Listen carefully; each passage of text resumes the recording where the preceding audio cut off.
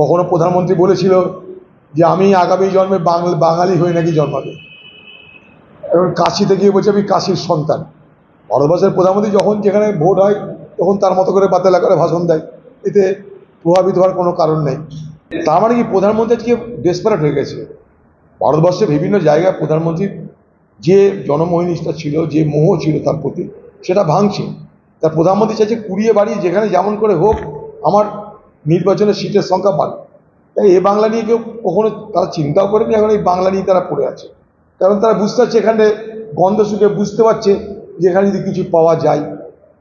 সে গন্ধ শুকে শুকে চলে আসছে। দিদি যেমন জল মাপছে, মোদিও জল মাপছে।